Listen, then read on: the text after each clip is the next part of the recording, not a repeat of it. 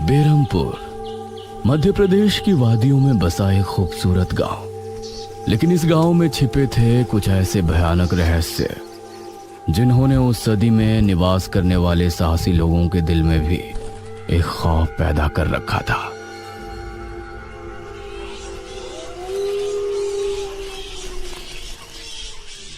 आज तो बहुत दिनों के बाद मित्रों से मिलना हो रहा है, बहुत आनंद आएगा।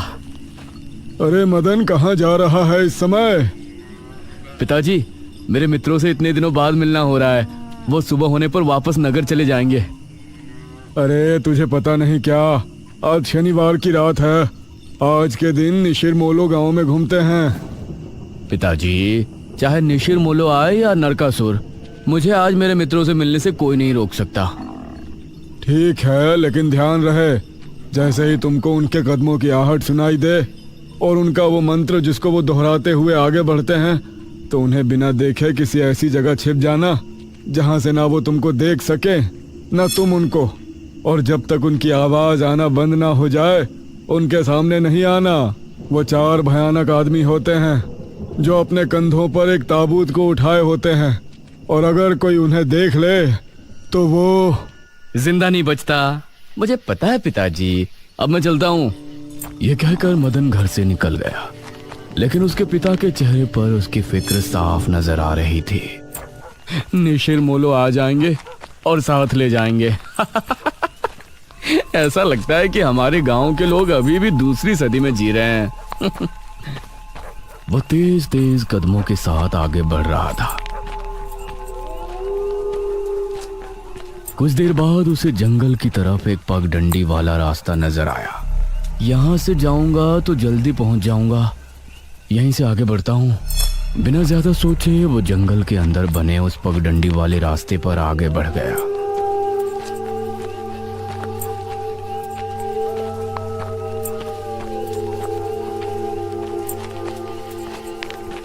आज तो बहुत मजा आने वाला है, मिलकर खूब मदिरा पान भी करेंगे। तभी उसे भारी कदमों की आहटों के साथ कुछ आवाजें सुनाई देने लगी। इन आहटों और आवाजों को सुनकर वह एकदम से चौंक पड़ा और उसकी आंखें डर से बड़ी हो गईं। हे भगवान! वो जल्दी से झाड़ियों की तरफ भागा और उनमें छिपकर बैठ गया। वो झाड़ियों की ऊंट में बैठा लंबी लंबी सांस ले रहा था। वो आवाजें अब और ज्यादा साफ होने लगी थी। उसे यकीन था कि अब वो लोग उसके करीब ही आ रहे हैं। उसने धीरे धीरे छिपकर अपनी एक आंख से उनको देखा और वो हैरान रह गया।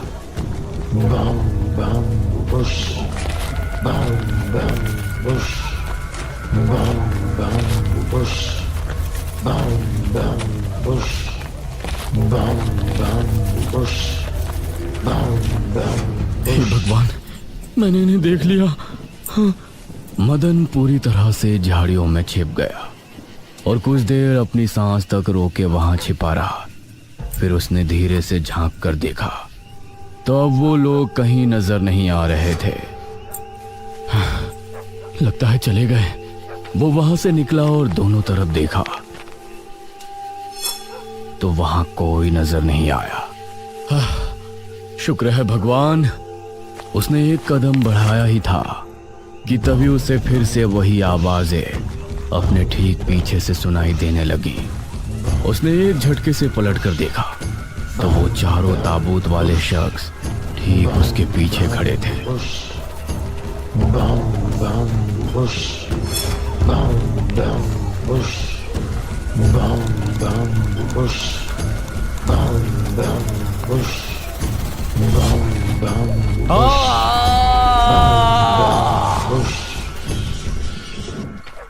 इस तरफ जब देर रात भी मदन वापस नहीं लौटा तो उसके पिता को उसकी चिंता होने लगी।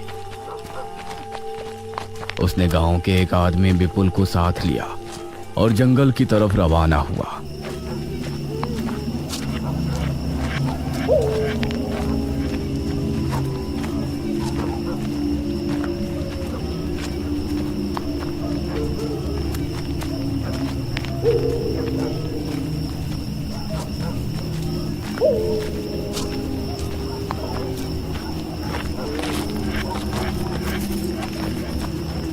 काफी देर बाद एक बरगद के पेड़ के पास जाकर उनके कदम रुक गए और आंखें खौफ से फट पड़ी। उन्होंने मदन को रहस्यमयी परिस्थिति में पाया। उसके चेहरे पर डर और आंखों में खौफ ऐसा नजर आ रहा था कि जैसे उसने हादसे से पहले बहुत ही भयानक मंजर देखा हो। मदन!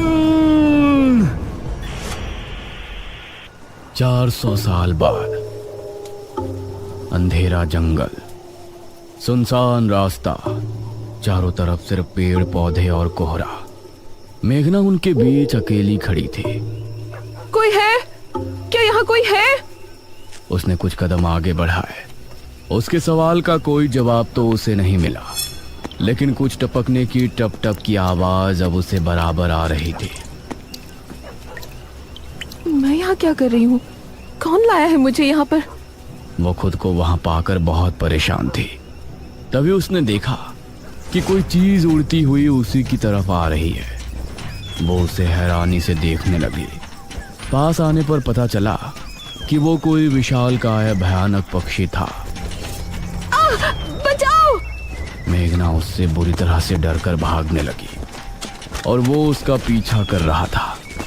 मेघना ने उसे पीछे पलटकर देखा तो वो उसको पकड़ने ही वाला था, लेकिन तभी मेघना एक पेड़ से टकराई। उसने देखा कि उस पेड़ से हरे रंग का पानी टपक कर नीचे गिर रहा था। मेघना उस हरे पानी को गौर से देख रही थी। तभी अरे ओ मेघना, उठ जा यार, कब तक सोएगी? मेघना आंखें मलते हुए नींद से जागी। उसने देखा कि सुबह के 9 बज चुके थे। ओह शिट, हम तो लेट हो गए। तूने मुझे उठाया क्यों नहीं? मेघना अपनी एक पार्टनर इशिता के साथ दिल्ली में रह रही थी, जहां वो एक लैब में काम किया करती थी। दोनों ने साथ नाश्ता किया और फिर तैयार होकर अपनी लैब के लिए निकल गई।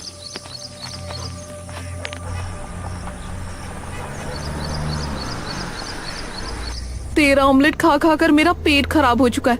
रोजाना कच्चा ही बनाकर दे देती है। शुक्र मना कि कच्चा भी खाने को मिल तो रहा है। तेरे भरोसे रहेंगे तो वो भी नहीं मिलने वाला। सोकर ही 9 बजे उठती है।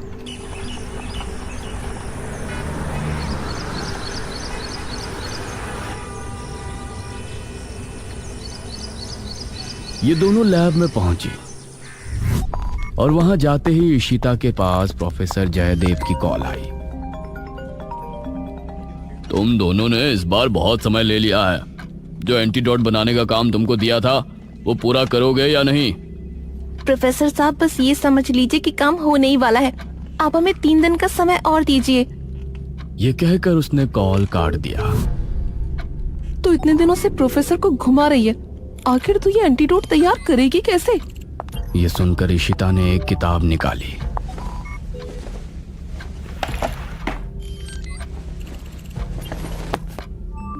यार देख ये किताब, इसमें बहुत से ऐसे लिक्विड के बारे में लिखा है जिनकी कहानी पुरानी दंत कथाओं और लोक कथाओं से जुड़ी है। तो तू कहना क्या चाहती है? मुझे इस किताब में बहुत ही अनोखे लिक्विड के बारे में पता चला है, जिसे मृत्युंजय अमृत कहते हैं। हम उस लिक्विड का टेस्ट करेंगे और अगर वो हमारे काम का निकला तो उसे यूज भी कर सकते हैं। मृत्युंजय अमृत? देख, मैं तेरे साथ कहीं नहीं जाने वाली हूँ। ये सब बातें बकवास होती हैं। अरे देख तो सही, इस पेड़ से हर पूर्णमासी की रात ये हरा लिक्विड टपकता है। तभी मेघना ने देखा कि उस पन्ने पर किसी मृत्युंजय अमृत के बारे में लिखा था और उसमें ठीक वही पेड़ दिखाया गया था जो मेघना रोजाना अपने सपने में देखा करती थी। मतलब उस हरे पानी की बात ही इस किताब में लिखी थी। हे भगवान, क्यों हिला डाला ना, है ना इंटरेस्टिंग? मेघना ने कुछ सोचा और फिर जवाब दिया, हाँ तो हम दोनों कल ही बीरमपुर गांव के लिए निकलते हैं।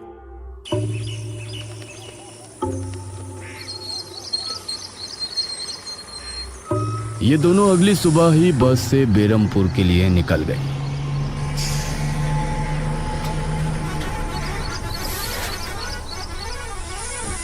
वैसे एक बात बता, तू मेरे साथ वहां जाने के लिए एक ही बार में कैसे राजी हो गई? मेघना ने सच को छिपाते हुए कहा, ऐसी अनोखी चीज देखने के बाद भला कौन नहीं होगा जो इसको देखना नहीं चाहेगा? ओहो, ये हुई ना बात। मैंने तुझे पार्टनर बनाकर कोई गलती नहीं की।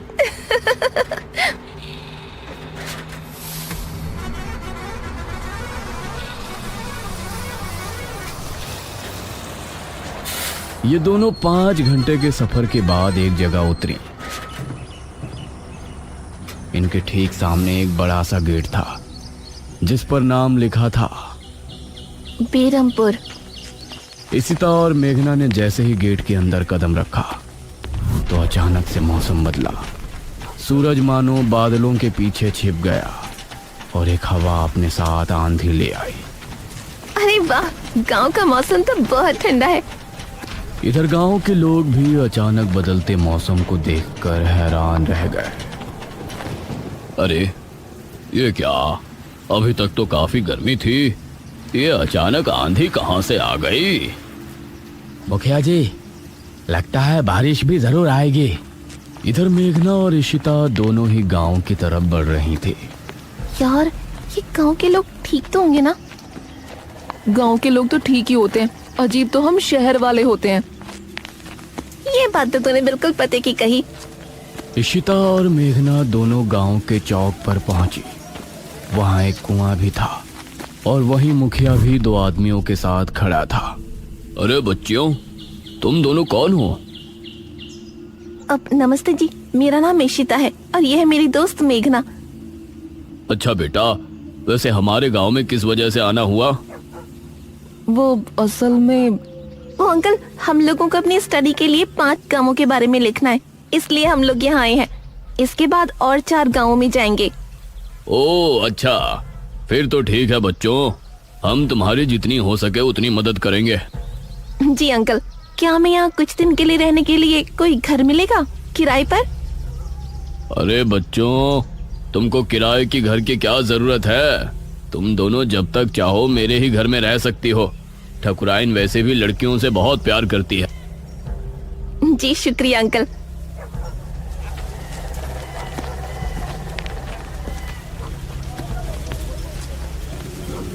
मुखिया इशिता और मेघना को अपने घर ले आया। तभी घर के मंदिर में जल रहा दीपक बुझ गया। अजी सुनती हो ठकुराइन? जी आई। ठकुराइन कमरे से बाहर आई। नमस्ते आंटी। नमस्ते बेटा।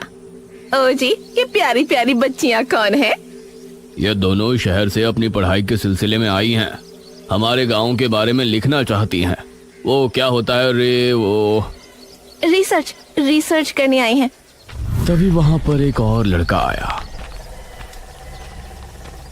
क्या कहा? हमारे गांव पर रिसर्च? इशिता और मेघना ने उसे देखा। भला हमारे बेवकूफ गांव में आपको क्या मिल सकता है? ये सुनकर इशिता और मेघना हैरान रह गई। चुप करो अनुज, ऐसे कोई अपने गांव में बोलता है क्या? ये मेरा बेटा है अनुज। अनुज ने मेघा और इशिता की ओर देखा और उन्हें हाथ जोड़कर नमस्ते किया। नमस्ते बेटा अनुज, जरा इन दोनों को वो खाली कमरा दिखा दो जो तुम्हारे कमरे के बराबर में है। ठीक है पिताजी, आओ देवियों। देवियों? अनुज कॉरिडोर से होते हुए उनको कमरा दिखाने ले जाने लगा। इसी समय गांव के मंदिर में बैठा पुजारी भगवान की आरती कर रहा था। तभी अचानक से दिया बुझ गया। ये संकेत तो ठीक नजर नहीं आ रहे। हे प्रभु, रक्षा करना। वैसे आप लोगों को रिसर्च करने के लिए यही गांव मिला था? अरे हम लोगों को 5 गांवों के बारे में लिखना है, तो इसीलिए जो भी गांव पास दिखा चले आए। इसके बाद और किसी गांव में जाएंगे। अच्छा, वैसे यहाँ कुछ ऐसा है जो कि रहस्यमय या ऐतिहासिक हो? हाँ है ना, एक राजमहल। राजमहल यहाँ? हाँ, 400 साल पहले जो यहाँ के राजा हुआ करते थे, उनका महल। वैसे अनुज, क्या तुम हमें उस महल में लेकर चलोगे?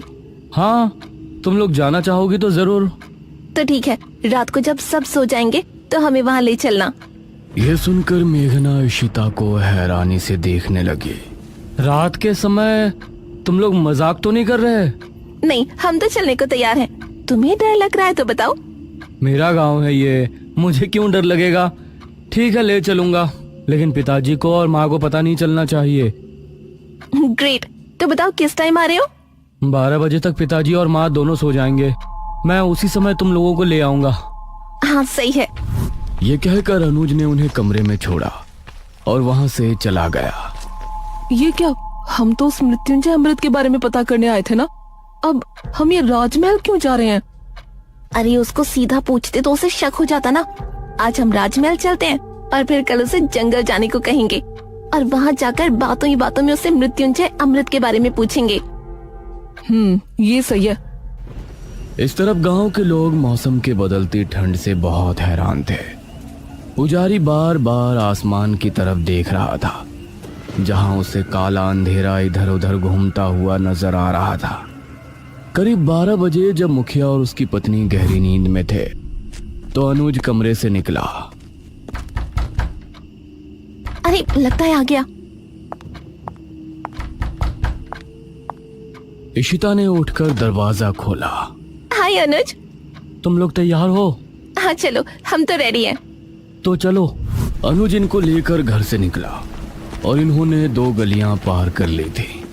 उफ, तुम्हारे गांव में हवा इतनी ज्यादा चलती है क्या?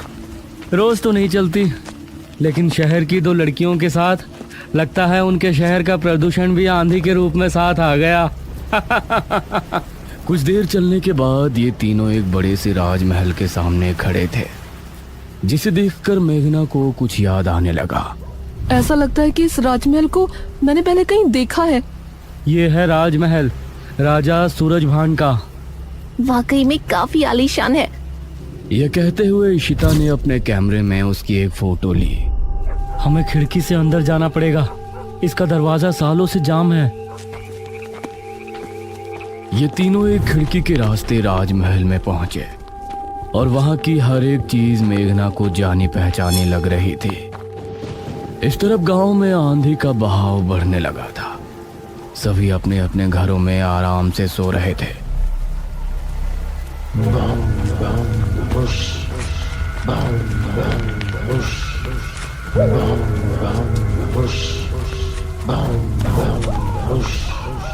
अरे ये आवाज तो निशिरमोलो। गांव के सभी लोगों के दिलों में खौफ उतर आया। उसी समय मुखिया के कमरे में गांव का पुजारी हड़बड़ाता हुआ पहुंचा। मुखिया जी उठिए। मुखिया चौंकता हुआ नींद से जागा। क्या हुआ पुजारी जी, इतनी रात में आप? गांव में निशीर मोलो की आवाज गूंज रही है, सब बहुत डरे हुए हैं। पुजारी जी, ये कैसे हो सकता है? निशीर मोलो यहाँ कैसे आ सकते हैं? वो तो कई सालों पहले सो गए थे। जरूर कुछ ऐसा हुआ है जिससे वो जाग उठे थे। हमारा मन बहुत विचलित हो रहा है। गांव के सभी लोग अपने अपने घरों में जाग चुके थे और डरे बैठे थे। यह आवाज सभी के दिलों में खौफ पैदा कर रही थी। मेघना, इशिता और अनुज तीनों इस बात से बेखबर राजमहल में घूम रहे थे। ये कैसी आवाज है? हाँ, मैंने भी सुनी। ऐसा लग रहा था कि कोई सिपाही भारी जूतों के साथ गलियारे में चहलकदमी कर रहा है, लेकिन दूर दूर तक कोई नजर नहीं आ रहा था। उसी समय गांव के 2 आदमी संपत और कप्ता जंगल की सरहद पर बैठे हुए जुआ खेल रहे थे। अरे संपत यार, चल घर चलते हैं, अब बहुत समय हो गया। ओहो, अब तू हार रहा है तो घर चलते हैं। अरे चुपचाप पूरी बाजी खेल, इससे पहले तो मैं तुझे जाने नहीं दूंगा। हाँ। यह सुनकर कप्ता फिर से उसके साथ पत्ते बांटने लगा। उन दोनों को यह आवाज सुनाई दी। तेज आंधी की हवाओं में उनकी आंखें बहुत मुश्किल से खुल रही थी। उन दोनों ने देखा कि सामने से 4 आदमी अपने कंधों पर एक ताबूत उठाए मंत्र पढ़ते हुए चले आ रहे हैं। संपत और कप्ता इससे पहले कुछ करते, वो चारों आकर उनके सामने रुक गए। हवा का रुख थोड़ा कम हुआ। वो चारों अपनी लाल चमकती आंखों से संपत और कप्ता को घूर रहे थे। इधर इशिता, मेघना और अनुज को एक दरवाजा खोलने की तेज आवाज सुनाई दी और वो चौंक पड़े। न जाने उस दरवाजे से कौन निकला, जिसको देखकर ये तीनों चौंक पड़े। वहीं संपत और कप्ता के सामने खड़े वो चारों शख्स जो कि निशिर मोलो थे। उनके कंधों पर रखा ताबूत खुल गया और उसके खुलते ही संपत और कप्ता की चीख पूरे गांव के लोगों ने सुनी, जिसे सुनकर सभी गांव के लोग डर गए। ये किसकी चीख थी जी? निशिर मोलो, ये चीख किसी अनहोनी की संकेत थी। निशिर मोलो आखिर कौन है? क्या है मृत्युंजय अमृत? और क्या संबंध है मेघना का इन सब से? इन सभी सवालों के जवाब जानने के लिए हमारे साथ जुड़े रहिए इस कहानी के अगले भाग में भी।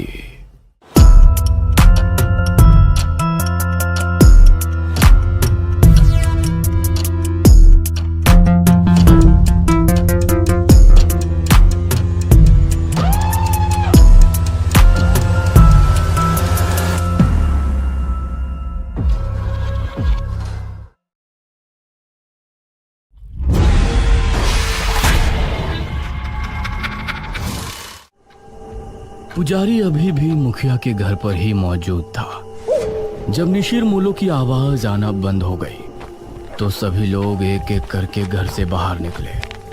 मुखिया और ठकुराइन भी पुजारी के साथ घर से बाहर निकल आए। मुखिया जी, अब हमें तांत्रिक बाबा को खबर कर देनी चाहिए। हाँ पुजारी जी, लेकिन पहले पता तो चले कि निशिर मोलो ने किसी को अपना शिकार बनाया है या फिर वो ऐसे ही चले गए। इस तरह राजमहल में इशिता, मेघना और अनुज तीनों उस दरवाजे की तरफ हैरानी से देख रहे थे जो अभी खुला था।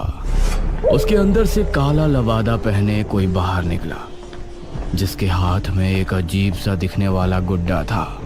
कौन? वो कुछ और बोला नहीं और लंबी लंबी भयानक सांसें लेने लगा।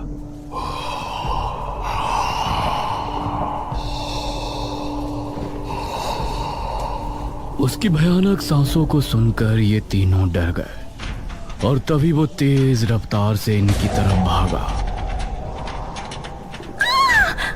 भागो जल्दी, महल से बाहर निकलो। इन तीनों का दिल दहल उठा और ये खिड़की की तरफ भागे। जल्दी करो। वो अभी भी इनके पीछे ही था। अनुज ने पहले इशिता और फिर मेघना को बाहर निकाला। वो अनुज तक पहुंचने ही वाला था कि तभी अनुज भी खिड़की से कूद गया। क्या था वो? चलो अब घर चलते हैं, 2 बज रहे हैं, कहीं पिताजी या माँ जाग ना जाए। ये तीनों अब गांव की तरफ रवाना हो गए। माँ और पिताजी को इस बारे में बिल्कुल नहीं बताना, ठीक है? अरे हम क्यों बताएंगे भला? जैसे ही ये तीनों गांव पहुंचे तो बाहर ही पुजारी और बहुत से लोग खड़े थे। अनुज, तुम यहाँ? हमें तो लगा कि तुम तीनों अपने अपने कमरे में सो रहे हो। इतनी रात में तुम तीनों कहाँ से आ रहे हो? वो पिताजी। मुखिया ने मेघना और इशिता की तरफ देखा। तुम दोनों कहाँ गई थी अनुज के साथ? जी माफ कर दीजिए अंकल, हम दोनों का घूमने का मन हो रहा था।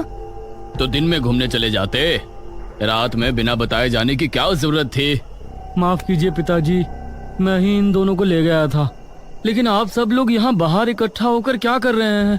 अनुज ने बात को बदलते हुए कहा। आज गांव में निशिर मोलो आए थे, सभी उनकी आवाज सुनकर ही खौफ में थे। क्या निशिर मोलो? ये निशिर मोलो कौन है? 4 कथई लबादे वाले शख्स जो अपने कंधों पर एक ताबूत उठाए रात के समय गांव में घूमते हैं। उनकी आंखें लाल चमक रही होती हैं।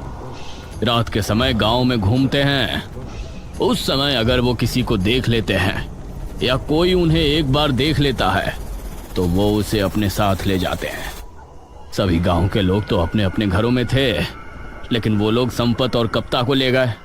वो बाहर ही जुआ खेल रहे थे। अनुज, इशिता और मेघना तीनों ही ये सुनकर चौंक पड़े। पिताजी, लेकिन इससे पहले तो ऐसा गांव में कुछ भी नहीं हुआ, न ही आपने मुझे कभी इसके बारे में बताया। ये 400 साल पहले की बात है बेटा, हमारे महाराज के समय की बात।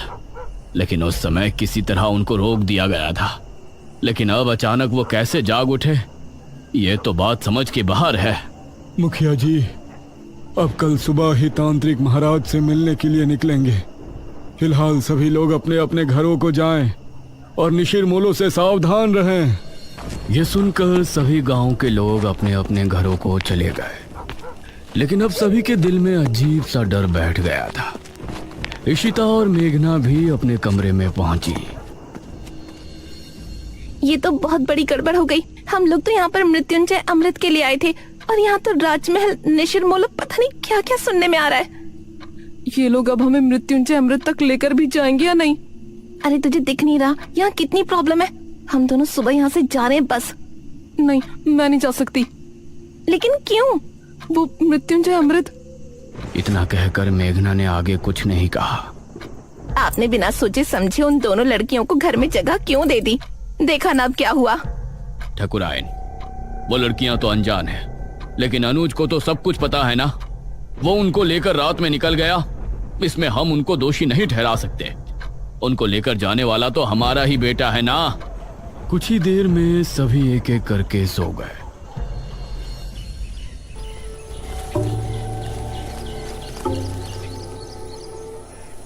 सुबह ठकुराइन ने दरवाजे पर दस्तक दी। दोनों उठ जाओ, सुबह हो गई है। ठकुराइन ने बहुत ही रूडली बोला। Aunty ji, we are sorry. यह सुनकर वो बिना जवाब दिए वहां से चली गई।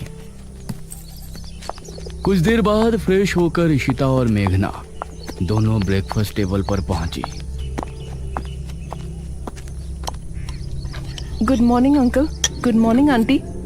आओ बैठो बच्चों, नाश्ता करो। मेघना के बाल इस समय खुले हुए थे। ना जाने अनुज को उसमें क्या खास दिखा। उसने उसे स्माइल की और एक टक उसे देखने लगी। इस पर मेघना ने उसे हैरानी से देखा, फिर उधर उधर देखकर नाश्ता करने लगी। अनुज, आज तुम खेतों पर जाओगे, समझ गए? माँ, मैं खेतों पर जाकर क्या करूँगा? पिताजी, क्या हो गया है माँ को? मुझे कुछ नहीं हुआ है। तुम आज खेतों पर जा रहे हो, बस जा रहे हो। तभी इशिता बोली, अनुज, तुम हमको भी खेत घुमा लाओगे? ये सुनकर ठकुराइन इशिता और मेघना की तरफ गुस्से से देखने लगी। तभी अनुज भी खुश होते हुए बोला, हाँ ठीक है, मेघना को भी हमारे खेत काफी पसंद आएंगे। हाँ बेटा, क्यों नहीं, लेकिन एक बात ध्यान रखना, तीनों साथ रहना और शाम होने से पहले घर लौट आना। तब तक तांत्रिक महाराज भी आ ही जाएंगे। नाश्ते के बाद इशिता और मेघना अनुज के साथ घर से निकली।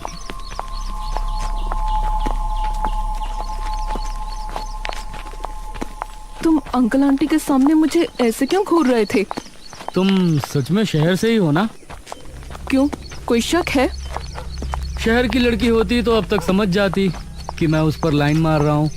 वो मतलब स्लिप हो रहा हूँ। अनुज, उसे ऐसे मजाक बिल्कुल पसंद नहीं।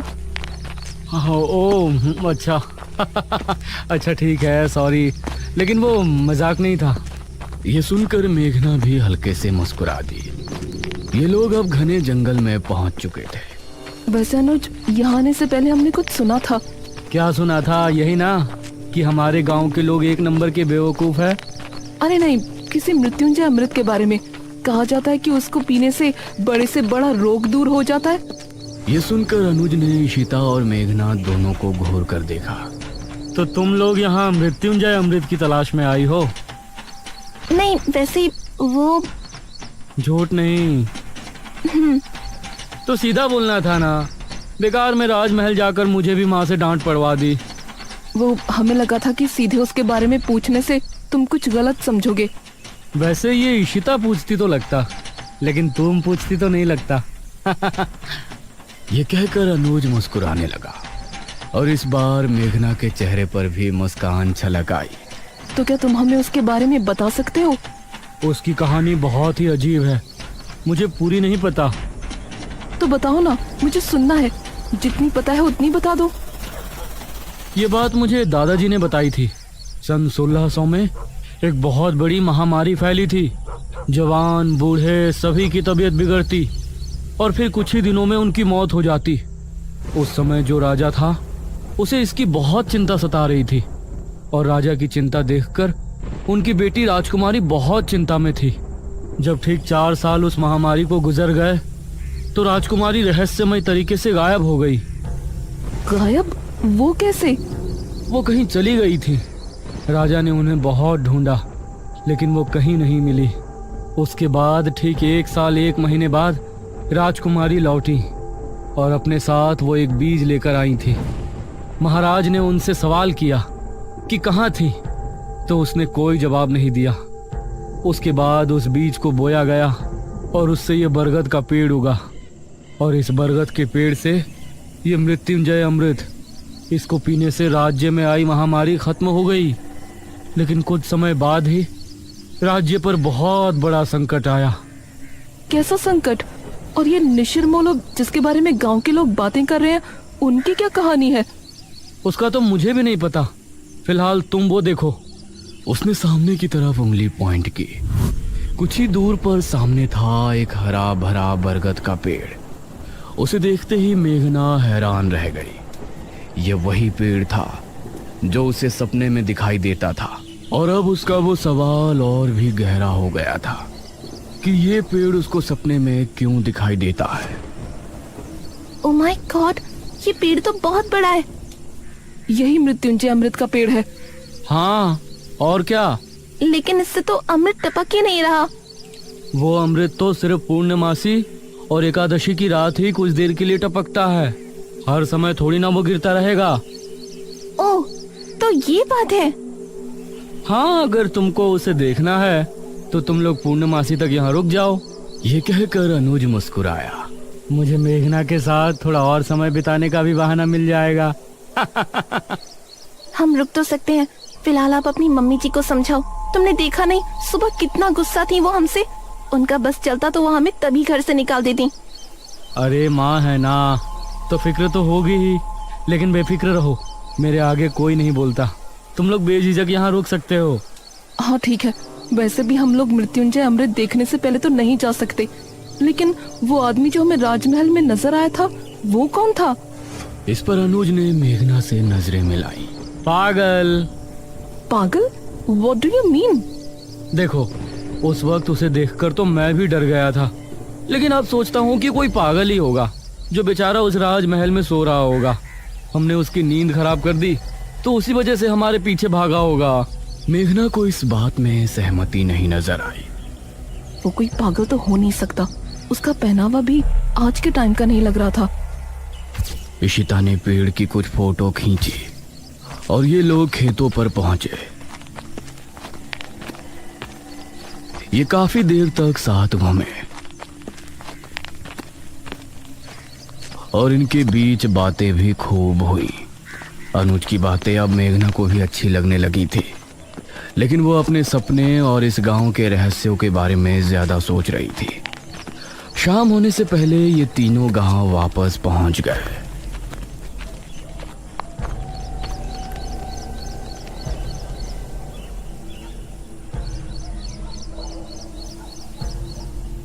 रात होने वाली है। पुजारी जी अभी तक तांत्रिक महाराज को लेकर नहीं आए। बहुत चिंताजनक बात है। मुखिया, ठाकुराइन और गांव के बहुत से लोग चौक पर इकट्ठे थे। तभी पुजारी अपने साथ एक तांत्रिक को लेकर वहां पहुंचा।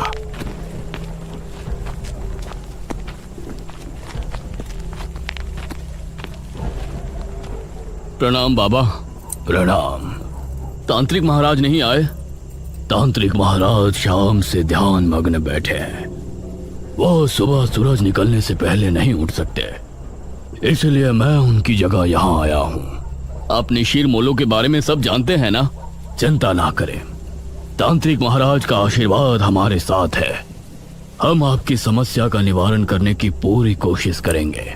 तो बताइए तांत्रिक जी, क्या करना होगा? हम पूरी रात जाग कर एक अनुष्ठान करेंगे जो कि गांव के चौक पर होगा। यह पता लगाएंगे कि निशिर-मोलो अचानक कैसे जाग उठे। आप सामग्री तैयार करें। एक बार अगर हम अनुष्ठान शुरू कर देंगे तो उसके बाद पूर्ण होने से पहले उठने का हमारे पास कोई कारण नहीं होगा। बहुत बहुत धन्यवाद बाबा, भगवान आपको सफल करे। इशिता ने चुपके से मेघना से कहा, ये लोग सच में बेवकूफ हैं या मुझे ऐसा लग रहा है? ये तू क्या कह रही है? और क्या, वो आदमी गायब हुए हैं, उसके पीछे कोई और वजह भी तो हो सकती है। जरूरी है कि उन्हें किसी भूत ने उठाया हो। निशिर मोलो, चुप कर। कुछ ही देर में अनुष्ठान की पूरी तैयारी हो गई। एक अग्निकुंड, एक कपाल और एक नर हथहड्डी। उसके आसपास 4 धूप बत्तियों से धुआं निकलकर वातावरण को शुद्ध कर रहा था। आप सभी अपने अपने घरों में जाएं और अनुष्ठान के सफल होने की प्रार्थना करें। हवा फिर से तेज हो गई थी। चौक पर सिर्फ तांत्रिक और पुजारी नजर आ रहे थे। मेघना और इशिता खिड़की से तांत्रिक को देख रहे थे। मुखिया अनुज और ठाकुराइन सोफे पर बैठे थे। अरे मेघना, क्या कर रही हो वहाँ? आकर बैठो ना, कुछ नहीं होने वाला इन लोगों से। अनुज, तुम खुद किसी को नहीं मानते तो मानने वाले का मजाक भी मत बनाओ। अभी ये लोग बातें कर ही रहे होते हैं कि तभी भारी कदमों के साथ 4 निशिरमोलों की आवाज जैसे ही गूंजना शुरू हुई, गांव के सभी लोगों का दिल बुरी तरह से दहल गया।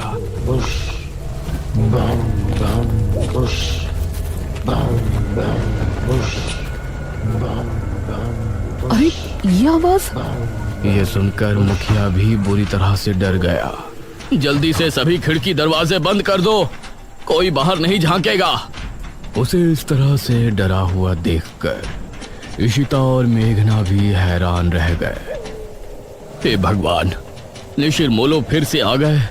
400 साल पहले तो ये सिर्फ शनिवार की रात्रि में ही आया करते थे। उनकी आवाज सुनकर पुजारी और तांत्रिक भी डर गए थे, लेकिन तांत्रिक ने मंत्र पढ़ना जारी रखा। बाबा, ये निशिरमोलो की आवाज कैसे आ रही है? तांत्रिक ने उसका कोई जवाब नहीं दिया। पुजारी भी डर गया था, इसलिए वो भी चुपचाप मंदिर की तरफ रवाना हो गया। वो आवाजें अब तेज होती जा रही थी। मेघना ने जल्दी से खिड़की को बंद कर दिया। इधर पुजारी मंदिर की तरफ बढ़ ही रहा था कि तभी उसको सामने से निशिरमोलो आते हुए नजर आए।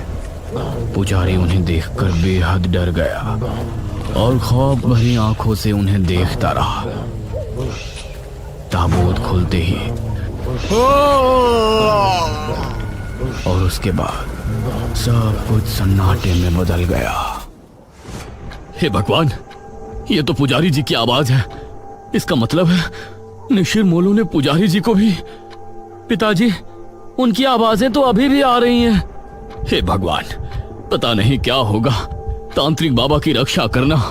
तांत्रिक अभी भी बैठा हुआ अनुष्ठान कर रहा था। उसको सामने से निशिरमोलो आते हुए नजर आए।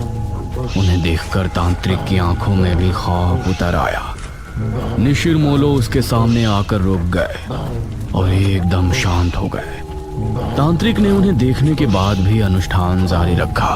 आवाज आनी बंद हो गई। लगता है वो चले गए पिताजी। नहीं, अभी कुछ देर अंदर ही रहो। जब तक तांत्रिक महाराज खुद नहीं कह देते, कोई बाहर नहीं जाएगा। तभी तांत्रिक बाबा की एक दर्दनाक चीख फिजा में गूंजी।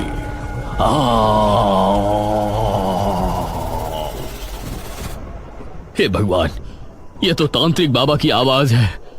धीरे धीरे आवाजें हल्की होती चली गईं और फिर पूरी तरह से शांति छा गई। चलो, सब जल्दी से बाहर चलो। अब मुखिया और सभी गांव के लोग अपने घरों से निकलकर चौक पर पहुंचे। वहां उन्होंने देखा कि तांत्रिक बाबा किसी मिट्टी के पुतले के जैसे जमे बैठे हैं। उनकी आंखें और मुंह पूरी तरह से फटा हुआ है। तांत्रिक बाबा! अगले ही पल उनका शरीर धीरे धीरे गायब हो गया। ये भयानक मंजर देखकर सभी के डर के मारे चीख निकल गई। निशिरमोलो पुजारी जी को ले गए और तांत्रिक बाबा का अंत कर दिया। इसका मतलब वो सिर्फ ये अनुष्ठान रोकने आए थे। पिताजी, अब निशिरमोलो से हमें कौन बचाएगा? अब तो तांत्रिक महाराज को ही आना होगा, वही कुछ कर सकते हैं। इशिता और मेघना तांत्रिक की मौत देखकर बहुत डर गई थी। दूसरी तरफ गुफा में बैठे बड़े तांत्रिक ने अचानक से अपनी आंखें खोली। उनके चेहरे पर चिंता की लकीरें साफ नजर आ रही थी। निशिरमोलो का ये रूप, उसने हमारे शिष्य का भी अंत कर दिया। अब हमें खुद वहां जाना होगा। वरना प्रलय आ जाएगा। उस रात जब मेघना सो रही थी तो उसे एक सपना आया। वो एक राजकुमारी वाली वेशभूषा में एक सुनसान जंगली इलाके में घूम रही है। दूर दूर तक कोई नजर नहीं आ रहा है। तभी कोई पीछे से उसके कंधे पर हाथ रखता है। मेघना चौंकते हुए पीछे मुड़कर देखती है और उसके मुंह से चीख निकल जाती है। उसे देखकर वो चीखती हुई नींद से जाग उठती है। अरे मेघना, क्या हुआ? मृत्युंजय अमृत क्या है ये तो हमने जान लिया, लेकिन निशिरमोलो कौन है और मेघना का इन सब से क्या संबंध है? वो कौन सा खौफनाक रहस्य है जिसकी वजह से गांव के लोग पहले भी खौफ में थे और आज भी है? इन सभी सवालों के जवाब जानने के लिए हमारे साथ बने रहिए निशिरमोलो के तीसरे भाग में।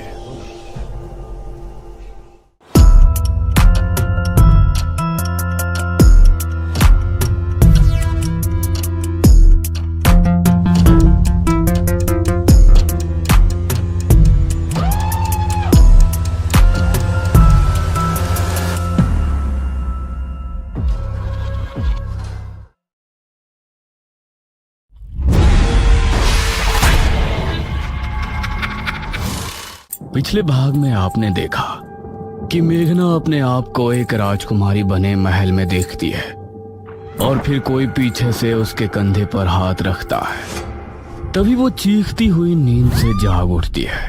अब आगे। अरे क्या हुआ मेघना?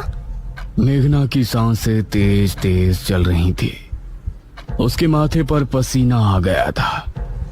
कुछ बोल तो, क्या हुआ? बहुत ही अजीब सपना देखा यार। देख, मुझे लगता है तो इस गांव की झूठ मूठ की हिस्ट्री के बारे में ज्यादा ही सोच रही है।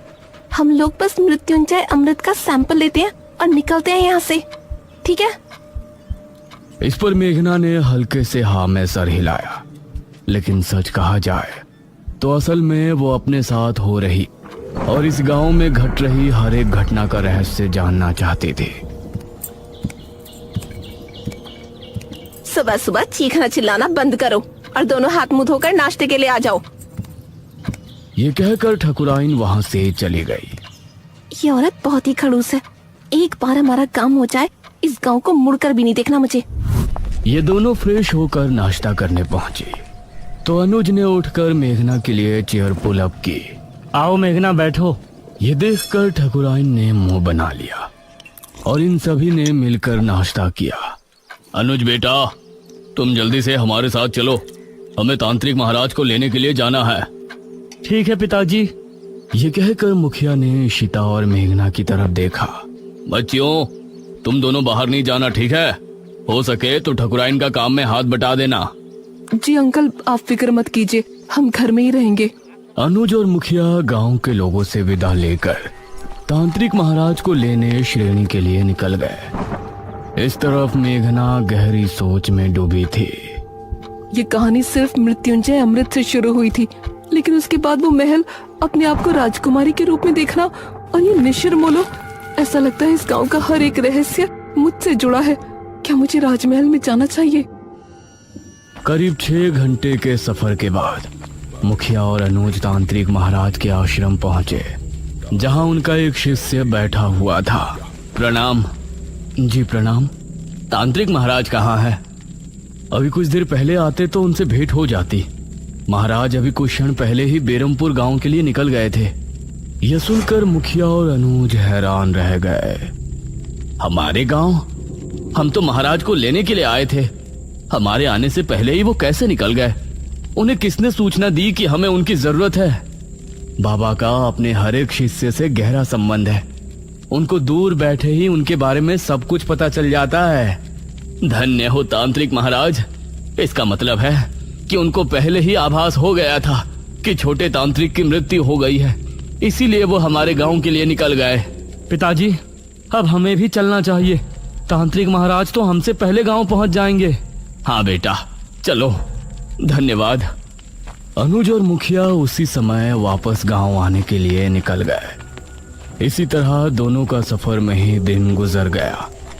इस तरफ शाम होने पर गांव में डर का माहौल छा गया। सभी लोग चौक पर जमा हुए गांव के मुख्य द्वार की तरफ ही देख रहे थे। हे भगवान, मुखिया जी कहाँ रह गए? रात हो गई है, कहीं निशिर मोलो ना आ जाए। इसी तरह से 7 बजे का घंटा बजा और मौसम फिर से बदल गया। सभी ये देखकर डर गए। मेघना, इशिता और ठकुराइन भी सभी के साथ वहां खड़ी थी। तभी उन्होंने मुख्य द्वार से किसी के कदमों की आहट सुनी और धीरे धीरे आंख से साफ हुआ तो सामने से तांत्रिक महाराज आते हुए नजर आए। अरे, ये तो तांत्रिक महाराज हैं। उन्हें देखकर सभी लोग खुश हो गए। तांत्रिक महाराज की जय हो, तांत्रिक महाराज की जय हो। सभी ने तांत्रिक महाराज के आगे हाथ जोड़कर नमन किया। तांत्रिक महाराज, ये और मेरा बेटा अनुज कहाँ है? वही आपको लेने के लिए गए थे ना? ठकुराइन, हमारे शिष्य की मृत्यु की सूचना हमें रात ही मिल गई थी, इसलिए हम स्वयं ही यहाँ आने के लिए निकल गए थे। उनसे हमारी भेंट नहीं हुई। हे भगवान, तो ये कहाँ रह गए? अब हम आ गए हैं, आप लोगों को डरने की जरूरत नहीं है। मुखिया और अनुज भी वापस आ ही जाएंगे। महाराज, आप जो भी करना है आप ही को करना है। जब तक ये और अनुज नहीं आ जाते, आप हमारे घर चलकर आराम कर लें। ठकुराइन, हम तांत्रिक होकर बड़ी हवेली में नहीं रह सकते। आप लोग पुराने किले में हमारे ठहरने का प्रबंध कर दें। जैसा आप कहें महाराज। ये कहकर ठकुराइन ने गांव के लोगों से कहा, आप सभी मिलकर पुराने किले की अच्छी से सफाई कर दें और वहाँ रोशनी का भी अच्छा इंतजाम कर दें। ये सुनकर गांव के कुछ आदमी किले की तरफ निकल गए। बाबा वहीं चौक पर बैठे रहे। उन्होंने आंखें बंद की और ध्यान मग्न हो गए। शायद वो सोच रहे थे कि आखिर कैसे निशिर मोलो से निपटा जाए, और मेघना के दिल में भी कई सवाल उठ रहे थे। तकरीबन 1 घंटे तक किले की सफाई का कार्य चला और तभी अनुज और मुखिया भी वहां पहुंच गए।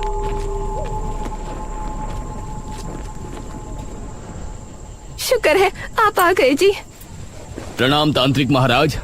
मुखिया की आवाज सुनकर तांत्रिक महाराज ने आंखें खोली। तभी गांव के आदमी भी वहां पहुंच गए। किले की सफाई हो चुकी है ठकुराइन, अब तांत्रिक महाराज वहां ठहर सकते हैं। आप सभी हमारे साथ किले में चलिए। निशिर मोलो इतने सालों बाद कैसे वापस जाग उठे, ये जानने से पहले हम सभी को निशिर मोलो की पूर्ण कहानी को दोहराने की जरूरत पड़ेगी। अब सभी लोग मिलकर किले में पहुंचे। तांत्रिक महाराज एक ऊंचे टीले पर बैठे थे।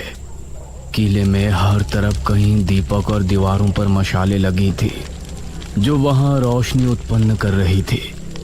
मेघना अब तांत्रिक महाराज को बड़े गौर से देख रही थी, क्योंकि निशिर मोलो के बारे में जानने की उसकी उत्सुकता भी बढ़ रही थी।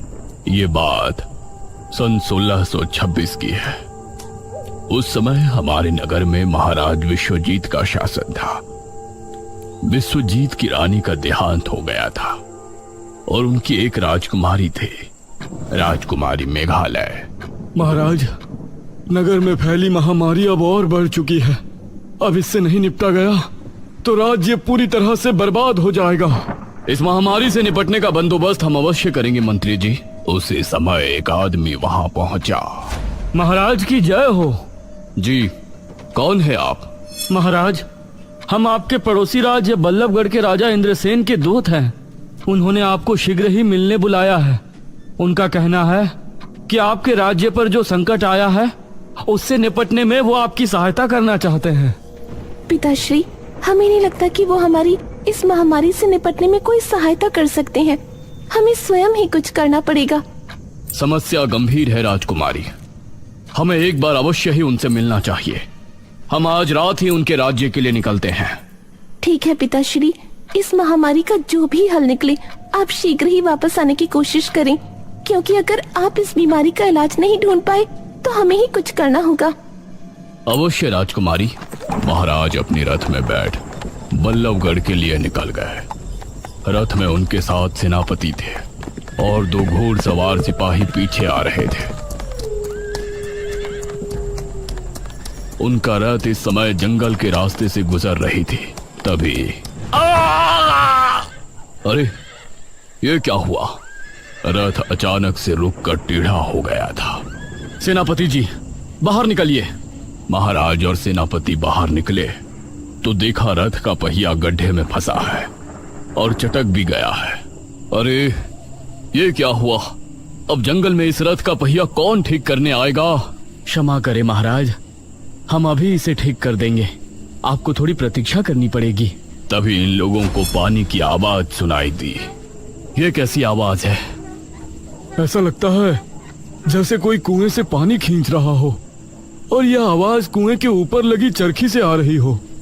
आइए देखते हैं। राजा और सेनापति उस दिशा में गए तो वहां उनको कुएं पर एक औरत पानी भरती नजर आई। उसके बाल बहुत लंबे थे, वो दिखने में बहुत ही खूबसूरत थी और वेशभूषा से आदिवासी लग रही थी।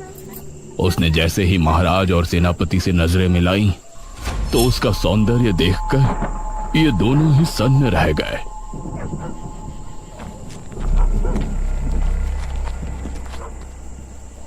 अरे आप तो हमारे महाराज लग रहे हैं। प्रणाम महाराज। प्रणाम। क्या नाम है आपका? मेरा नाम दमयंती है महाराज। यहाँ पास ही मेरी कुटिया है। आप इस समय जंगल में? असल में हम पड़ोसी राज्य के लिए निकले थे। हमारा रथ खराब हो गया है तो इसीलिए हम जंगल में भटक रहे हैं। महाराज तो आप हमारी कुटिया में चलिए। यहाँ भटकना ठीक नहीं है। जब तक रथ ठीक नहीं हो जाता आप वहाँ रुक सकते हैं। ये दोनों दमयंती के साथ उसकी कुटिया में चले गए और फिर दमयंती ने दोनों को पीने के लिए पानी दिया। कितनी सुंदर है ये। अगर ये हमारी पत्नी बन जाए तो जीवन धन्य हो जाए। कितनी सुंदर स्त्री है। अगर ये हमारी पहली महारानी बन जाती तो कितना अच्छा होता। लेकिन हम एक महाराज होकर इसके सामने अपना प्रस्ताव रखें और इसने ठुकरा दिया तो इससे हमारा बहुत अपमान होगा। दमयंती दोनों को देखकर मुस्कुराने लगी। क्या हुआ दमयंती जी, आप इस तरह से क्यों मुस्कुरा रही हैं? दमयंती ने दोनों की तरफ देखा और बोली, अगर हम कहें कि हम आप दोनों के मन की बात सुन सकते हैं तो आपको कैसा लगेगा? ये आप क्या कह रही हैं? भला कोई किसी के मन की बात कैसे सुन सकता है? मैं सुन सकती हूँ महाराज। अभी सेनापति जी ने हमें अपनी धर्मपत्नी और आपने हमें अपनी महारानी बनाने के बारे में सोचा है। ये सुनकर सेनापति और महाराज दोनों ही हैरान रह गए। आप लोग घबराएं नहीं, मैं भी आप दोनों में से किसी एक की होना चाहती हूँ। ये सुनकर महाराज और सेनापति दोनों के चेहरे पर मुस्कान छलक आई। तो ठीक है दमयंती, अपना निर्णय सुनाए। इससे पहले ही सेनापति बोला, महाराज, अगर आप दमयंती को चाहते हैं तो हम आपके विरुद्ध नहीं जा सकते। ये सुनकर महाराज को बहुत अच्छा लगा और दमयंती भी मुस्कुराई। किंतु हम एक महारानी का जीवन नहीं जीना चाहते। हम आपकी धर्मपत्नी बनकर सिर्फ अपना पत्नी धर्म निभाना चाहते हैं। अगर आपको हमारा प्रस्ताव स्वीकार है तो आपको अभी इसी क्षण हमसे विवाह करना होगा। महाराज ने उसी समय अग्नि के साथ फेरे लेकर दमयंती से विवाह कर लिया। सुबह होने तक रथ भी ठीक हो गया था।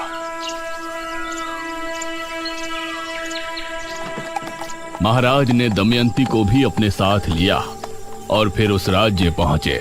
राजा इंद्रसेन को हमारा नमन है। आइए महाराज, बैठिए। महाराज और इंद्रसेन में बातें हो रही थी, लेकिन इंद्रसेन भी दमयंती पर मोहित हो गया था।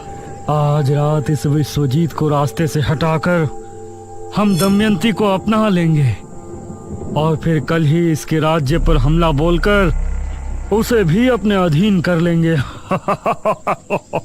दमयंती उसको बड़ी गौर से देख रही थी और उसके चेहरे पर गुस्सा दिखने लगा था। क्या हुआ दमयंती? महाराज, राजा इंद्रसेन आपकी कोई मदद नहीं करना चाहते। रात होने पर आपको रास्ते से हटाने की योजना बना रहे हैं और हमें हमेशा के लिए अपना बना लेंगे और आपके राज्य को भी हड़प लेंगे। यह सुनकर इंद्रसेन भी हैरान रह गया। महाराज को बहुत गुस्सा आया। उन्होंने उसी समय अपनी तलवार निकाली। इंद्रसेन को परास्त करने के बाद महाराज तुरंत अपने राज्य की ओर लौट गए।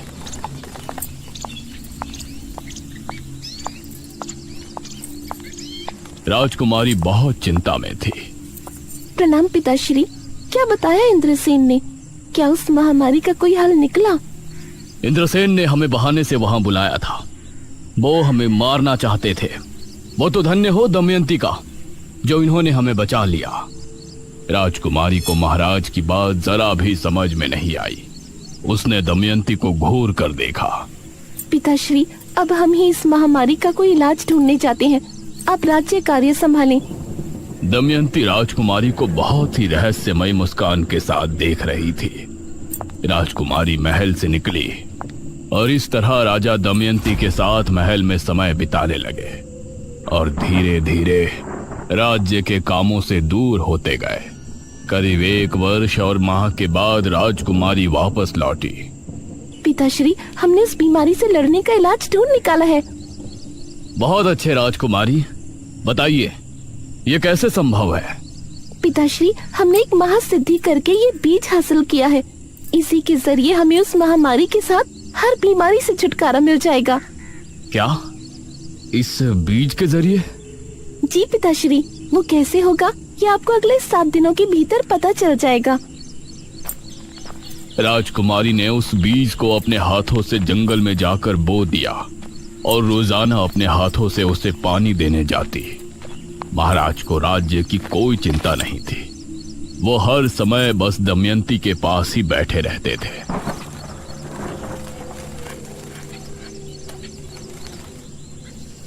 7 दिनों के बाद राजकुमारी महाराज, मंत्री और सेनापति को लेकर जंगल पहुंची। उन्होंने पाया कि पेड़ बहुत ही हरा भरा हो गया है और उससे हरे रंग का पदार्थ टपक रहा है। ये क्या चमत्कार है राजकुमारी? पिताश्री, ये मृत्युंजय अमृत है। इसकी 3 बूंद पीने से बड़े से बड़ा रोग दूर हो जाता है। हम इसके जरिए राज्य में फैली महामारी का खात्मा कर सकते हैं। वाह राजकुमारी, बहुत अच्छे। उसके बाद राजकुमारी ने अपने राज्य के सभी बीमार लोगों को वो मृत्युंजय अमृत देना शुरू किया और अगले 2 माह में वो महामारी राज्य से पूरी तरह से खत्म हो गई। राजकुमारी इससे खुश भी थी, लेकिन महाराज के दमयंती के करीब जाने और हर दम चिपके रहने से चिंता में भी थी। तभी एक दिन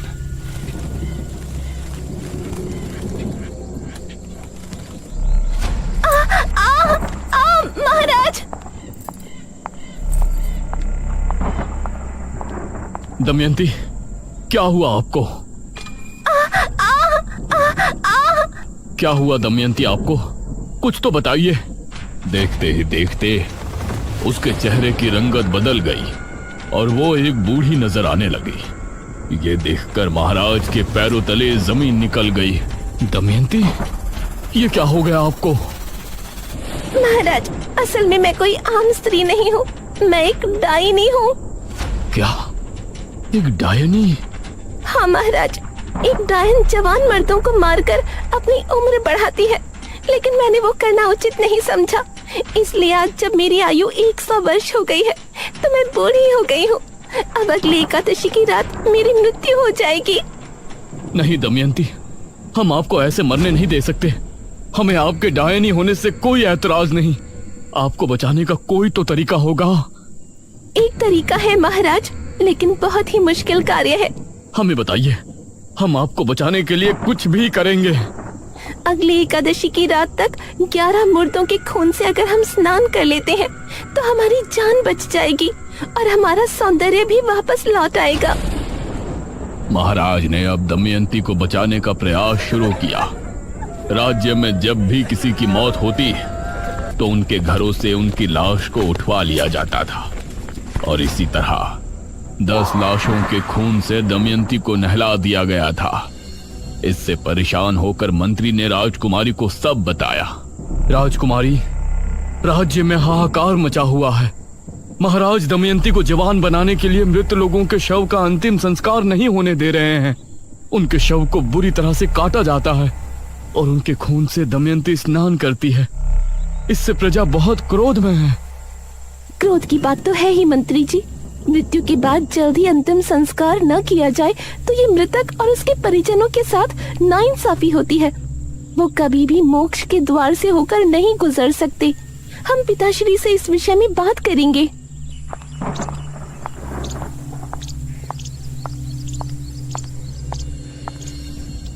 राजकुमारी ने महाराज से बात की, लेकिन उनके सर पर दमयंती को बचाने का भूत सवार था। जो लोग पहले ही मर चुके हैं उनके शव को किसी के जीवन के लिए इस्तेमाल करना गलत नहीं है राजकुमारी। गलत तब होता जब हम जिंदा लोगों की बलि देते। आप हमें रोकने की कोशिश ना करें। राजकुमारी महाराज के व्यवहार से बहुत चिंता में थी। वहीं गांव के लोग भी अब इससे छुटकारा चाहते थे। अरे बहुत हो गया, अब हम गांव के लोग महाराज का ये अत्याचार नहीं सहेंगे। हाँ, हमारे मृतकों को हक है कि उनका अंतिम संस्कार किया जाए। लेकिन हम लोग महाराज से कैसे लड़ेंगे? कैसे रोकेंगे उनके सिपाहियों को? एक उपाय है, जब भी गांव में किसी की मृत्यु होगी तो हम कोई भी शोक समारोह नहीं करेंगे। इससे महाराज के सिपाहियों को किसी भी मौत की खबर नहीं होगी। आधी रात के समय हम में से 4 लोग उस शव को ले जाकर चुपचाप शमशान में उनका अंतिम संस्कार कर दिया करेंगे। सिर्फ 4 लोग, बाकी सभी अपने अपने घरों में शांतिपूर्ण होंगे।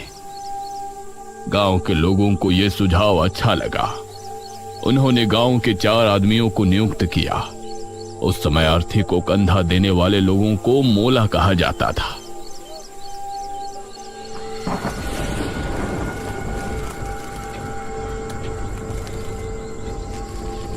ये 4 लोग रात के समय निकला करते थे, इसलिए इनका नाम निशिर मोलो रखा गया। अब जब भी कोई मृत्यु होती तो 4 कथई लिबास वाले आदमी निशिर मोलो बन के उस शव को कंधा देते और उसका चुपचाप अंतिम संस्कार करके वापस गांव को लौट आते। समझ नहीं आ रहा, पूरे 15 दिन हो गए, अभी तक किसी के घर कोई मृत्यु नहीं हुई है। ऐसा कैसे हो सकता है? अगले दिन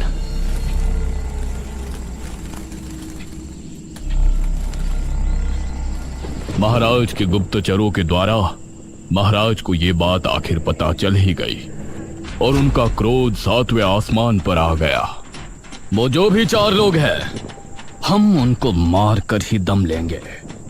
उन्होंने हमसे चालाकी की, इसका हर्जाना उन्हें भुगतना ही पड़ेगा।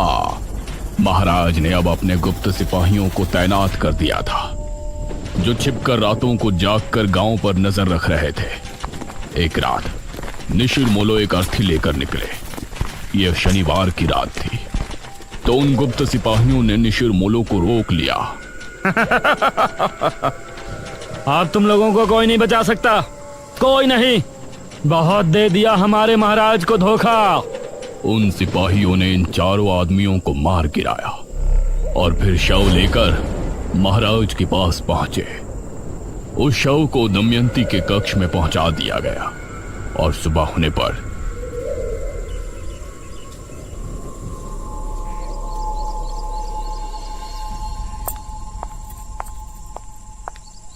दमयंती कक्ष से बाहर निकली अपने उसी खूबसूरत जवान अवतार में। उसे देखकर महाराज ने उसे भरी सभा में गले लगा लिया। दमयंती की आंखों में एक रहस्यमयी चमक थी, जैसे कि वो कुछ छिपा रही है। लेकिन अब निशिर मोलो की आत्मा गांव में भटकने लगी थी। वो 4 आत्माएं अपने कंधे पर ताबूत उठाए हर शनिवार की रात गांव में भटकती थी। उस समय उन आत्माओं को जो भी दिखाई देता वो समझती कि ये राजा के सिपाही है जो उनको रोकना चाहते हैं, इसीलिए वो उसको अपने साथ ले जाती। इतना कहकर तांत्रिक महाराज चुप हो गए। सभी गांव के लोग ये कहानी सुनकर हैरान थे और मेघना को तो जैसे अब अपने सपनों से जुड़ी कुछ बातें समझ में आने लगी थी। हे भगवान, मतलब जो निशिर मोलो आज हमारी जान के दुश्मन है, वो कभी हमारी रक्षा किया करते थे। हाँ, उनकी इसमें कोई गलती नहीं है। उनकी अकाल मृत्यु की वजह से वो ऐसा करते हैं। उनको नहीं पता कि उनकी मृत्यु हो चुकी है। वो तो अभी भी अपने काम को अंजाम देने की कोशिश कर रहे हैं। बाबा, आगे की कथा में क्या हुआ? वो राजकुमारी, महाराज और दमयंती? आगे क्या हुआ और निशिल मोलो को कैसे रोका गया और अब वो अचानक क्यों 400 साल बाद वापस आ गए हैं, ये कहानी जानने के लिए हमें बेरमपुर पुराण को पढ़ने की आवश्यकता है, जो कि 400 साल पहले की राजमहल के किसी गुप्त कक्ष में रखवाया गया था। बेरमपुर पुराण? अब इसका पता हमें कैसे चलेगा बाबा? वो बेरमपुर पुराण राजमहल में कहाँ है, ये जानने के लिए मुझे एक अनुष्ठान करना पड़ेगा, जो कि मैं इसी किले में बैठकर करूंगा। ध्यान रहे, उस समय सभी अपने अपने घरों में होंगे। कहीं ऐसा ना हो कि इस बार भी निशिर मोलो ये अनुष्ठान रोकने के इरादे से गांव में आए। निशिर मोलो कौन है ये तो हमने जान लिया है, लेकिन इन सब का मेघना से क्या संबंध है? निशिर मोलो उसके आने से कैसे जाग उठे, राजा के साथ क्या हुआ और दमयंती असल में क्या है? इन सभी सवालों के जवाब जानने के लिए हमारे साथ बने रहिए निशिर मोलो के अगले पार्ट में।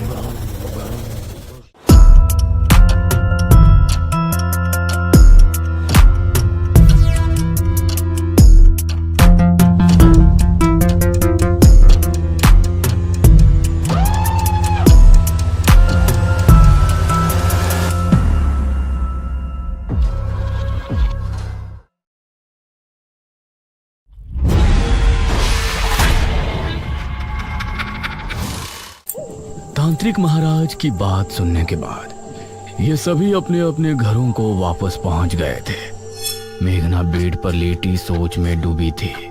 क्या हो यार, तू इतना क्यों सोच रही है? ये दमयंती आखिर थी कौन? हमें तो लगता है कि उसका महाराज से मिलना कोई संयोग नहीं था, बल्कि इसके पीछे उसकी कोई साजिश थी। इस पर इशिता ने मेघना को हैरानी से देखा। अरे तेरी तबीयत तो ठीक है, ये किस टोन में बोल रही है तू? देख मेघना, मैं तो पहले ही यहाँ से जाना चाहती थी, तेरे कहने पे ही मैं रुकी हुई हूँ। मुझे इस गांव की कहानियों से कुछ लेना देना नहीं है। कल एकादशी है, हमें बस उस मृत्युंजय अमृत का सैंपल लेना है और परसों सुबह होने से पहले इस गांव को छोड़ देना है। That's it। ये कहकर इशिता ने चादर तानी और सो गई। इसे कैसे बताऊं कि मैंने खुद को सपने में राजकुमारी बने देखा है। मुझे अपने सपनों का पूरा रहस्य जानना है, मैं यहाँ से नहीं जा सकती।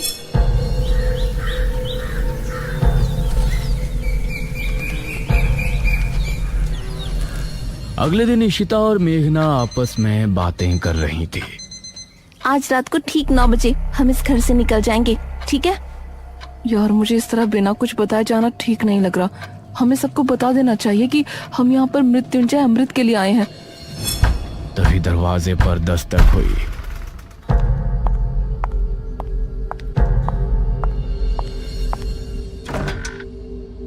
अरे अनुज, तुम? हाँ मैं। क्या बातें चल रही हैं? तुम लोग आज रात मृत्युंजय अमृत को लाने की बात तो नहीं कर रहे ना? नहीं नहीं, ऐसा कुछ नहीं है। गांव में इतनी प्रॉब्लम चल रही है, ऐसे में हम कैसे मृत्युंजय अमृत के बारे में सोच सकते हैं? हाँ वही कह रहा हूँ। आज रात तांत्रिक महाराज अनुष्ठान शुरू करेंगे, सभी को घरों में ही रहना है। तुम बेफिक्र रहो, हम कहीं नहीं जाने वाले।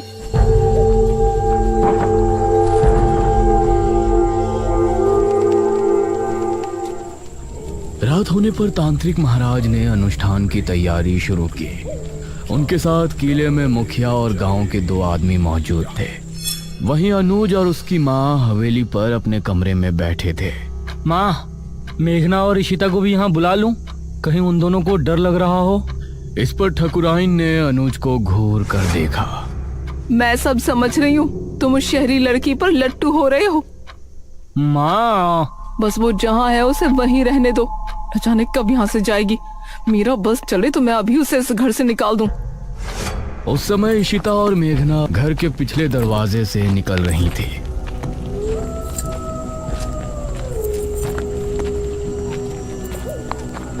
मुझे अब भी कुछ ठीक नहीं लग रहा। ये लोग क्या सोचेंगे? हम दोनों बस यहाँ मृत्युंजय अमृत चुराने के लिए आए थे। मेघना, क्या हो गया यार तुझे? हमारी जॉब, हमारा फ्यूचर खतरे में है। हम इस राजा रानी वाली कहानी में उलझने नहीं आए थे। ये इन गांव वालों की प्रॉब्लम है, हमारी नहीं। तो चल ना जल्दी। ये दोनों घर से निकलकर गली की तरफ आ गई थी। गांव में सभी लोग अपने अपने घरों में बैठे थे। सभी तांत्रिक महाराज के अनुष्ठान के सफल होने की प्रार्थना कर रहे थे। पूरा सामने जंगल का रास्ता। उस समय गांव का एक आदमी राजू सिगरेट पीता हुआ जंगल की तरफ से आ रहा था। अरे यार, आज तो ओस बहुत ही ज्यादा है, सिगरेट भी नहीं सुलग रही। कुछ ही दूरी पर उसको इशिता और मेघना सामने से आती नजर आ रही थी।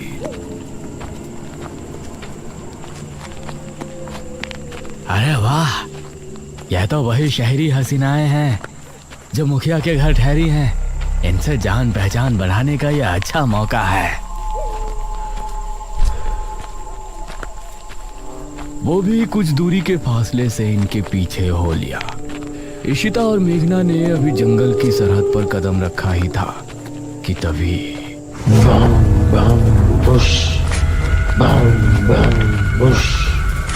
इसे सुनकर ये दोनों चौंक पड़ी।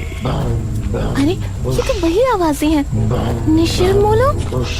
और राजू भी इस आवाज को सुनकर डर गया। हे भगवान, निशिर मोलो। राजू का दिल दहल उठा। उसने पाया कि वह आवाज ठीक उसके पीछे से आ रही है। उसने जैसे ही पलटकर देखा तो निशिर मोलो ठीक उसके सामने थे। एक पल को राजू की सांसें मानो रुक सी गई। तभी ताबूत अपने आप खुल गया। उससे दो भयानक हाथ निकले जिन्होंने राजू को ताबूत के अंदर खींच लिया। राजू की चीख सुनकर इशिता और मेघना दोनों ही बेहद डर गईं। मैंने पहले ही कहा था ना, आज जंगल जाना ठीक नहीं होगा। यार बहस मत कर, जल्दी चल, हम वापस घर चलते हैं। इस तरफ तांत्रिक महाराज अनुष्ठान को शुरू कर चुके थे। वो आंखों को बंद किए लगातार मंत्रों का जाप कर रहे थे। मुखिया और वो दोनों आदमी उनसे कुछ ही दूरी पर थे। भागो जल्दी, कहीं निशिर मोलो हमें देख ना ले। इशिता और मेघना दोनों अब डरी हुई हालत में आगे बढ़ रही थी, लेकिन वो आवाज कम होने के बजाय और बढ़ती जा रही थी। माँ, मैं यहाँ क्या करूँगा? मैं भी किले पर जा रहा हूँ। हो सकता है पिताजी को मेरी जरूरत हो। अरे भूल गए क्या, किसी को भी बाहर नहीं निकलना है। अरे मुझे कुछ नहीं होगा। वैसे भी निशिर मोलो की आवाज अभी तक नहीं सुनाई दी। मुझे नहीं लगता कि वो आ जाएंगे। ये कहकर अनुज अपनी माँ की बात काटते हुए घर से निकल गया। इस तरफ तांत्रिक महाराज भी अपनी आंखें बंद किए ध्यान मग्न थे। तांत्रिक महाराज ने खुद को एक अंधेरी जगह पर पाया। क्या यहाँ कोई है? सामने से कोई जवाब नहीं आया और तांत्रिक महाराज के पास एक तितली आकर रुकी। वो तितली अंधेरे में चमक रही थी। वो कुछ देर उनके पास रुकी रही और फिर एक तरफ चली गई। तांत्रिक महाराज भी अब उसके पीछे हो लिए। काफी देर तक चलने के बाद वो तितली जमीन पर बैठ गई। तांत्रिक महाराज ने पाया कि जमीन पर एक दरवाजा लगा हुआ है। वो तितली उस पर बैठते ही गायब हो गई। मेघना और इशिता को भागते हुए काफी समय हो गया था। किला इनके सामने ही था। सामने से अनुज भी आ रहा था। उसने इन दोनों को सामने से आता हुआ देखा। अरे हम मेघना और इशिता, ये तीनों एक दूसरे को देखकर हैरान रह गए। तुम दोनों यहाँ क्या कर रही हो? तुमको तो अपने कमरे में होना चाहिए था। मेघना कुछ कहती, लेकिन इससे पहले ही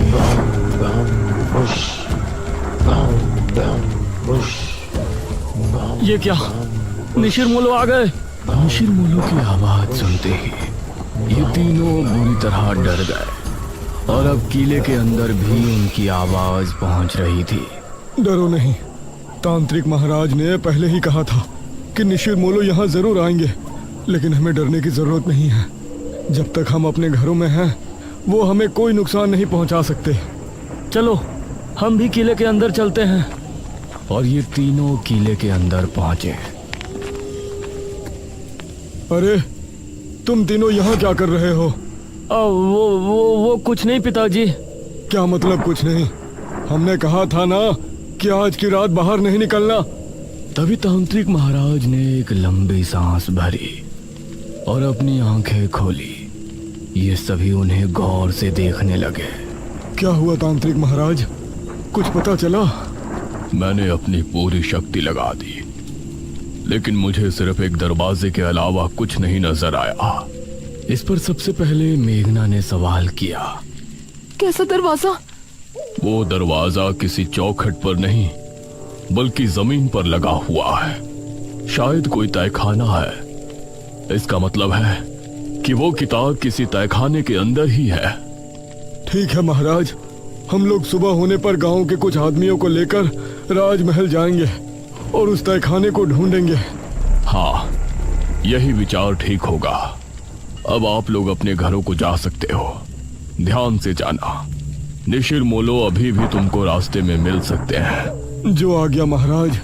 मुखिया अनुज और इन तीनों के साथ घर की तरफ रवाना हो गया और बाकी सभी गांव वाले भी अपने अपने घरों को चले गए। अनुज, तुमने बताया नहीं कि तुम तीनों यहाँ क्यों आए थे?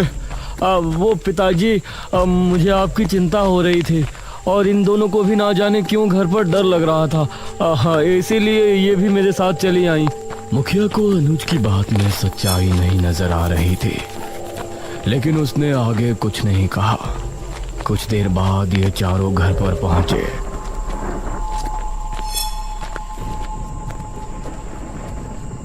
अब तुम लोग जाकर अपने अपने कमरों में चुपचाप सो जाओ, कोई मस्ती मजाक नहीं। जी पिताजी। ये कहकर मुखिया अपने कमरे में चला गया। फिर मेघना ने अनुज की तरफ देखा। थैंक यू अनुज, तुमने हमारे लिए अपने पिताजी से फिर झूठ बोला। अरे कोई बात नहीं मेघना, तुम्हारे लिए तो मैं 1000 झूठ भी बोल सकता हूँ। ये कहकर अनुज मुस्कुराते हुए अपने कमरे में चला गया। फिर इशिता और मेघना भी अपने कमरे में पहुंची। उस रात मेघना के मन में कई सवाल चल रहे थे। करीब 4 बजे जब वो सो रही थी तो उसने अपने आप को राजमहल में खड़ा हुआ पाया।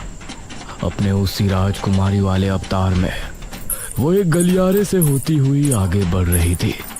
सामने ही एक बड़ा सा दरवाजा नजर आ रहा था। वो उस दरवाजे से होती हुई अंदर पहुंची। सामने एक अलमारी थी। उसने उस अलमारी को खोला तो उसके अंदर एक बक्सा रखा था। उस बक्से को खोलने पर उसे एक अंदर बड़ी सी चाबी रखी हुई नजर आई। मेघना सपने में बिल्कुल सही सलामत थी, लेकिन बाहर उसका पूरा शरीर पसीने से सराबोर हो गया था। तभी इशिता ने करवट ली तो उसने एक पल को आंखें खोलकर मेघना को देखा। मेघना, क्या हुआ तुझे? उठ। उसने मेघना को झंझोड़ा तो मेघना की नींद टूटी। क्या हुआ तुझे मेघना? देख तुझे कितना पसीना आ रहा है। मेघना नींद से जागी और लंबी लंबी सांसें लेने लगी। अरे कुछ तो बोल, कोई बुरा सपना देखा क्या? मेघना ने इशिता के जवाब में हल्का सा हाँ में सर हिलाया। इशिता ने उसे पीने के लिए पानी दिया और फिर उससे लिपट कर लेट गई। सुबह होने पर तांत्रिक महाराज कुछ गांव के लोगों को लेकर राजमहल पहुंचे। कोई भी कमरा, कोई भी गलियारा छूटना नहीं चाहिए। जी महाराज। गांव के सभी लोग अब अलग अलग गलियारों में चले गए। एक आदमी जिसका नाम मनीष था, वह एक कक्ष के सामने खड़ा था। उसने जैसे ही दरवाजा खोला तो कई चमगादड़ तेज शोर करते हुए वहां से निकल गए। उसने खुद को संभाला और कमरे के अंदर दाखिल हुआ।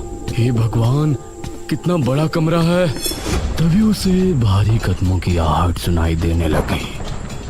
उसने सामने देखा कि वही लबादे वाला आदमी उसके सामने खड़ा है। मनीष उसको देखकर दरवाजे की तरफ भागा, लेकिन दरवाजा अपने आप ही बंद हो गया। तभी वो लबादे वाला आदमी तेजी से उसके करीब पहुंचा और उसने कसकर मनीष का गला पकड़ लिया। मनीष की चीख महल की दीवारों में ही सिमट कर रह गई। गांव के लोगों ने राजमहल की अच्छे से तलाशी ली, लेकिन राजमहल इतना बड़ा था कि अपना पूरा दिन लगाने के बाद भी वो आधे राजमहल की छानबीन भी नहीं कर पाए थे। तांत्रिक महाराज, अब तो रात होने वाली है, अभी तक उस तहखाने का कुछ पता नहीं चला। उसको ढूंढना इतना भी आसान नहीं है जितना हमने सोचा है। मुखिया जी, हम रात में यहाँ नहीं रुक सकते। अवश्य, हम सभी यहाँ से निकलते हैं, सुबह होने पर फिर से आएंगे। ये सभी राजमहल से निकल ही रहे थे, तभी सामने से इनको मेघना आती हुई नजर आई। अरे बेटी मेघना, तुम यहाँ? जी अंकल, तुम यहाँ क्यों आई हो पुत्री? मुझे लगता है कि मैं उस तहखाने तक आपको लेकर जा सकती हूँ। ये कैसे हो सकता है? इस पर तांत्रिक महाराज ने मुखिया को हाथ के इशारे से चुप कर दिया। तुमको ऐसा लगता है तो ठीक है, बताओ कहाँ है वो तहखाना? अब मेघना आगे आगे चल रही थी और सभी उसके पीछे थे। वो एक गलियारे से होती हुई आगे बढ़ रही थी। सामने ही एक बड़ा सा दरवाजा नजर आ रहा था। वो उस दरवाजे से होती हुई अंदर पहुंची और ये सब भी उसके पीछे अंदर पहुंचे। सामने एक अलमारी थी। उसने उस अलमारी को खोला तो उसके अंदर एक बक्सा रखा था। उस बक्से को खोलने पर उसे अंदर एक बड़ी सी चाबी रखी हुई नजर आई, जिसे देखकर ये सभी हैरान रह गए। हे भगवान! मेघना ने बिना कुछ बोले चाबी को उठाया और फिर से आगे बढ़ी। सामने एक और दरवाजा था। मेघना उससे होते हुए सभी को अपने साथ अंदर ले गई। उस अंधेरे कमरे में सभी को जमीन पर एक दरवाजा नजर आया, जिसे देखकर सभी की हैरानी का ठिकाना नहीं था। यही है वो दरवाजा जो हमने हमारी दिव्य दृष्टि से देखा था। उस दरवाजे पर एक छेद था। मेघना ने उस छेद के अंदर चाबी लगाकर 3 बार घुमाया। अब इसे उठाकर देखो। तांत्रिक महाराज के कहने पर 2 आदमियों ने दरवाजे को उठाकर देखा तो वह आसानी से उठ गया। दूसरी तरफ अनुज और इशिता घर पर मौजूद थे। अनुज, मेघना कमरे में नहीं है। क्या मतलब? कहाँ गई अब वो? मुझसे तो टॉयलेट की बोल के गई थी, अब देखा तो वहाँ भी नहीं है। यह सुनकर अनुज हैरान रह गया। इस तरफ राजमहल में ये सभी तहखाने के अंदर पहुंचे। वहां एक शीशे के बक्से में एक किताब रखी हुई नजर आई। हाँ, यही है बेरमपुर पुराण। सभी किताब को देखकर खुश भी थे और हैरान भी। पुत्री, इसे उठाओ और फिर हम किले पर चलते हैं। मेघना ने जैसे ही किताब को बक्से से उठाया तो अजीब सा शोर उत्पन्न हुआ। यह कैसी आवाज है? तभी तहखाने के हर एक कोने से बिच्छू निकलकर इनकी तरफ आने लगे। सभी निकलो यहाँ से, जल्दी! अब ये सभी तेजी से ऊपर की तरफ भागे, लेकिन एक आदमी को बिच्छुओं ने सीढ़ियों पर ही अपने चपेट में ले लिया। उस आदमी को एक ही पल में बिच्छुओं ने कंकाल में बदल दिया। बाकी सभी लोग डरी हुई हालत में महल के मुख्य द्वार की तरफ भागे। मेघना सबसे आगे भाग रही थी। दरवाजे से होते हुए ये महल से बाहर निकलने में कामयाब हो गए, लेकिन ठीक दरवाजे पर जो आदमी सबसे पीछे था उसको भी बिच्छुओं ने अपने चपेट में ले लिया और उस आदमी की चीख पूरे राजमहल में गूंज गई। इन लोगों ने अब अपने कदमों को रोका नहीं और किले में पहुंचकर अपनी सांस तोड़ी। तांत्रिक महाराज ने मेघना को गौर से देखा। पुत्री, इस किताब के बारे में तुमको कैसे पता चली? उस समय अनुज और इशिता भी वहां पहुंचे। अब ये सभी मेघना की तरफ ही देख रहे थे, लेकिन मेघना की नजर उस किताब पर थी जिससे कई रहस्यों का खुलासा होने वाला था।